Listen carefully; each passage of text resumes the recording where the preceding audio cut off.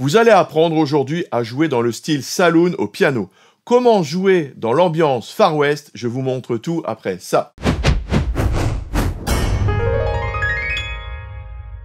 Bonjour, je suis Ludo, fondateur du site lesfousdupiano.fr et vous allez voir comment jouer dans le style cowboy. Tout d'abord, vous devez avoir un son de piano particulier. Les pianos dans les saloons étaient souvent légèrement désaccordés car ils s'usaient et manquaient d'entretien.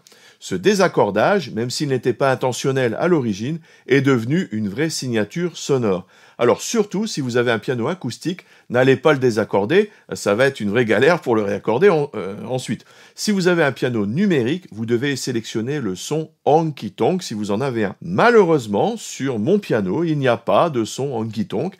En fait, c'est assez rare de ne pas en avoir et je vous avoue que j'étais assez déçu. Dans ce cas, pour créer un léger désaccordage, vous pouvez ajouter un effet de chorus si vous en avez un. Cela ne sonnera pas tout à fait de la même manière, mais ça y ressemblera un petit peu.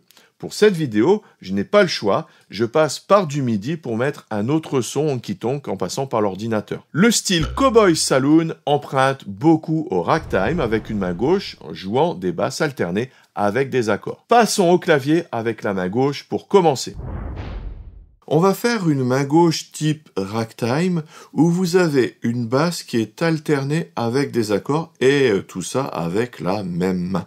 Alors on va regarder comment on peut le faire. Donc par exemple, si je suis en accord de Do, je vais avoir donc les notes Do, Mi, Sol. Eh bien je vais prendre Do, je vais alterner avec Mi, Sol et je vais aller chercher la quinte, le Sol, derrière, ici, Sol. Donc, je vais balancer entre Do, Mi, Sol, Sol, Mi, Sol.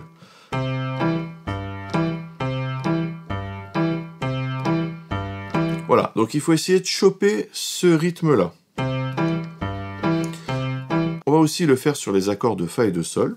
Donc, si j'ai Fa, Fa, La, Do, donc je vais balancer entre le Fa, le La, Do et la quinte qui je retrouve ici, Do. Donc si je suis en Fa, Fa, Do. Je vais passer maintenant en Sol. Sol, Si, Ré. Bon, je pense que vous avez compris le principe. Sol, Si, Ré. Et la quinte, c'est le Ré. Je vais aller la chercher ici. Si, Ré, Sol.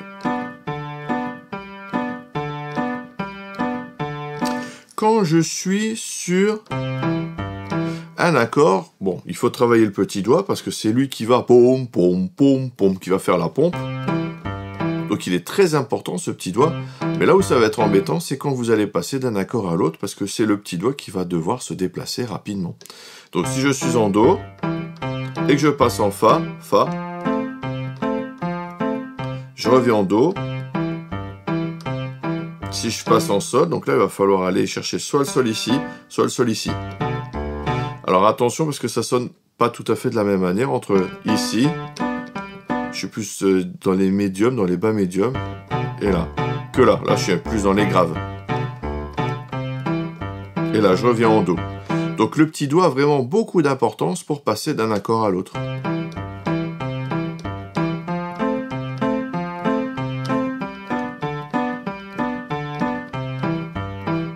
Voilà.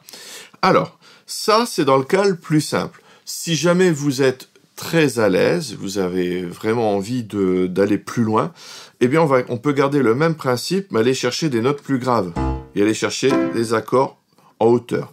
Par exemple, je peux prendre le Do, faire ici des notes de l'accord de Do et aller chercher un Sol plus grave. Donc je vais le faire ici, que vous comprenez bien parce que je sors du champ de la caméra. Do, Sol. Je peux faire Do, Mi. Ou alors je peux faire d'autres positions. Donc là, il y a d'autres positions. Toujours est-il que le petit doigt ici a beaucoup d'importance, mais il y a beaucoup plus de déplacement quand je joue de cette manière-là. Etc., etc. Si vous êtes en accompagnement, vous pouvez très bien faire la basse main gauche et ici répondre avec votre main droite.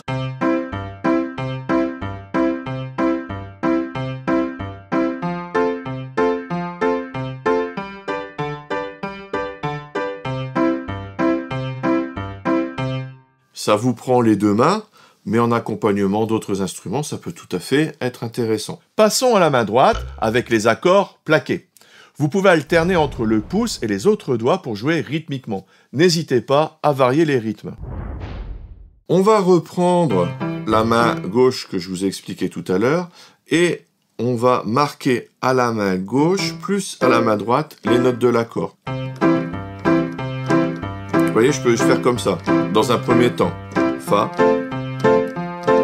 Sol.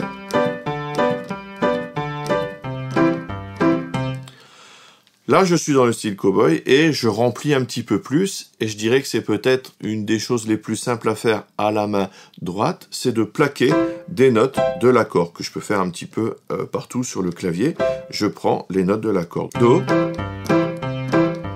Fa, Sol, Do. Voilà, donc je peux le faire bien sûr ailleurs.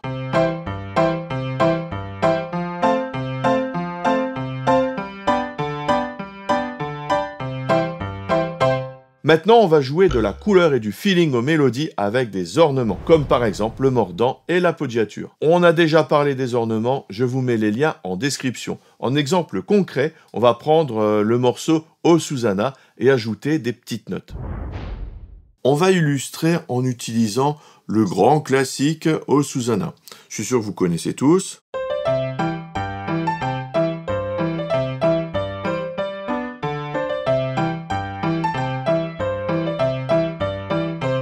Voilà, donc j'imagine que vous connaissez ce morceau. Si vous n'avez pas appris à le jouer, eh bien la mélodie est assez simple. Do, ré, mi, sol, sol, la, sol, mi, do, ré, mi, ré, do, ré. Do, ré, mi, sol, sol, la, sol, mi, do, ré, mi, ré, ré, do. Et la basse, eh bien vous pouvez faire celle que je vous ai expliquée tout à l'heure.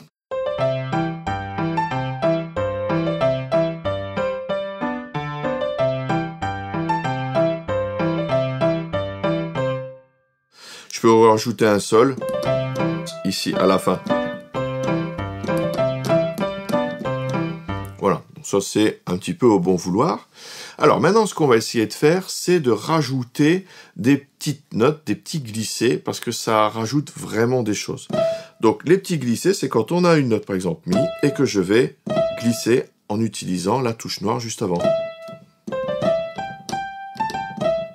voyez que ça rajoute tout de suite un petit feeling. Voilà. J'en rajoute un autre. Vous avez vu, j'ai rajouté ici sur le sol. Voilà.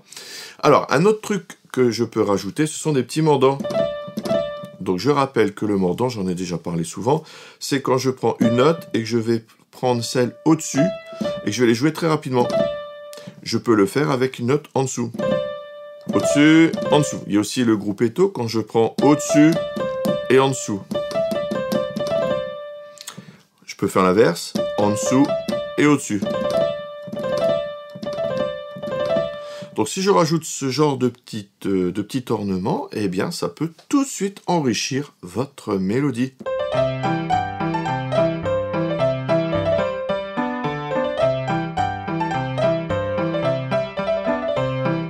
Et ça rajoute tout de suite un feeling cowboy, western, saloon.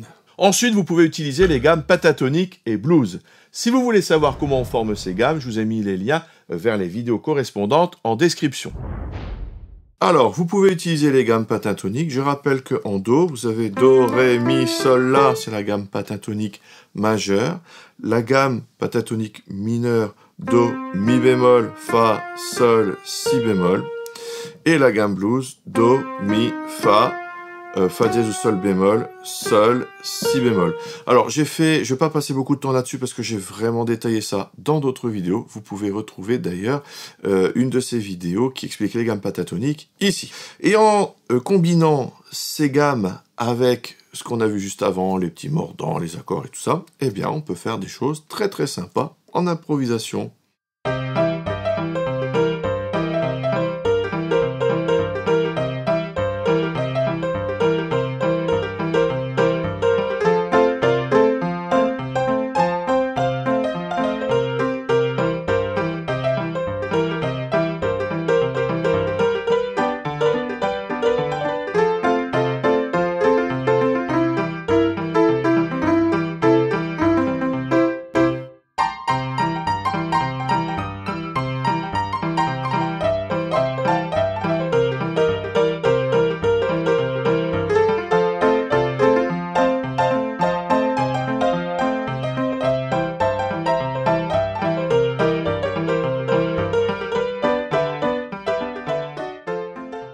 Voilà, avec ce que je vous ai mis dans cette vidéo, vous pourrez tout à fait vous faire plaisir en jouant dans le style Saloon Cowboy Honky Tonk.